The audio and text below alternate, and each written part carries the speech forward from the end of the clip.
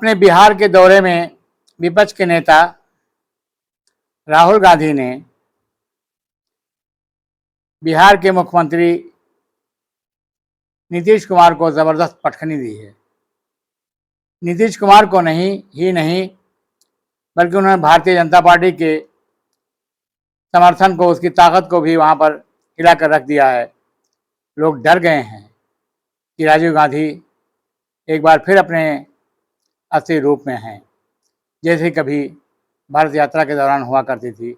उसके बाद जिस तरीके से वो निर्भय होकर के लोगों से, सरकार से सवाल करते थे और सरकार के पास कोई जवाब नहीं होता था।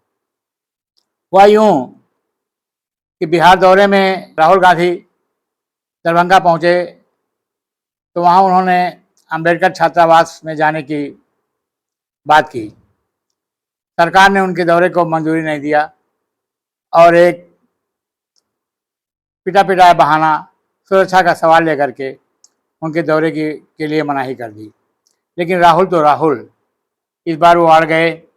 उनका काफिला चल पड़ा अंबेडकर छात्रावास की तरफ, जहां 500-600 लोगों, विद्यार्थियों को, स्टूडेंट्स को, जो दलित थे, पिछड़े थे, अल्पसंख्यक थे, उन्हें संबोधित करना था। लेकिन ये डरी हुई सरकार तो उन्हें 500-600 लोगों के बीच में, छात्रों के बीच में जाने से रोकना चाहती थी। इसलिए छात्रावास से ठीक पहले उन्हें रोका। कार्यकर्ताओं से पुलिस की झड़प हुई, नारेबाजी हुई, एक दूसरे के लिए आरोप प्रत्यारोप हुए।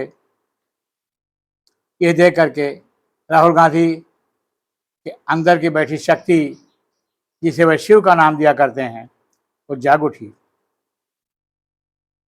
वह कार से उतरे और पैदल ही छात्रावास की तरफ बढ़ चले। इस पर पुलिस के जवान हैरान थे। वो उनके साथ तेज कदमों से चलते हुए, बात करते हुए उन्हें मनाते रहे। लेकिन राहुल गांधी, जो अपने जिद और धुन के लिए माने जाते हैं, जो उनके पक्के माने जाते हैं, उन्होंने किसी की भी नहीं सुनी। सरकार और सुरक्षा में लगे लोगों के लाख मना करने के बावजूद भी वह अंबेडकर छात्रावास पहुंच गए और उन्होंने छात्रावास के बीच में, छात्रों के बीच में एक बात कही कि वह यहाँ तक जिसकी ताकत पहुँचे हैं वो जनशक्ति है, वो आप सबकी शक्ति है। इसलिए आज ना बिहार का प्रशासन रोक पाया, ना बिहार की सरकार रोक पाई। साथियों, बिहार की हालत बहुत खराब है। मुख्यमंत्री नीतीश कुमार लोकप्रियता के सबसे नीचे के स्तर पर जा रहे हैं। वह नीतीश कुमार, जिनके लिए बिहार में कभी कोई चुनौती नहीं देखी जाती थी, आज हालत यह है कि वो तेजस्वी यादव की लोकप्रियता से कोसों दूर हैं।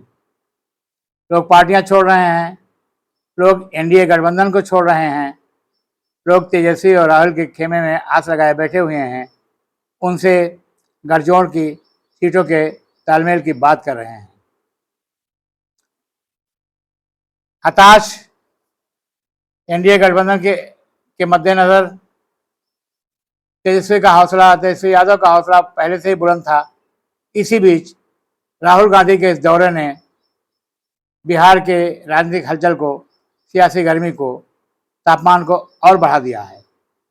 आज पूरे बिहार की नजरें राहुल गांधी पर टिकी हैं। हालांकि सब जानते हैं कि बिहार के अंदर कांग्रेस पार्टी का संगठन बहुत ढीला ढाला है, वो अकेले चुनाव नहीं जीत सकते हैं। लेकिन इसी के साथ इस सच को भी जानते हैं कि आज राहुल इस हैसियत में हैं कि वह किसी भी हारी हुई बाजी को अकेले ही पलट देने में सक्षम है। वह जहां जाते हैं, एक लंबा चौड़ा कारवां उनके पीछे चल पड़ता है, भीड़ उमड़ पड़ती है। ये उनकी व्यक्तिगत लोकप्रियता का सबूत है। इसके साथ बिहार में तेजस्वी यादव के पास संगठन की ताकत है, तेजस्वी यादव की अपनी लोकप्रियता है जो इस वक्त 35% से तक पहुंच चुकी है और उन्होंने लोकप्रियता में नीतीश कुमार को बहुत पीछे छोड़ दिया है। तो तेजस्वी यादव और राहुल गांधी, इन दोनों लोकप्रिय नेताओं के गठजोड़ का यह असर बिहार में साफ दिखने लगा है कि ये सरकार चुनाव के बाद जा सकती है। इस बात की चर्चाएं हैं, सर्वे रिपोर्टें कह रही हैं, विभिन्न दलों के नेता भी अनुमान लगा रहे हैं।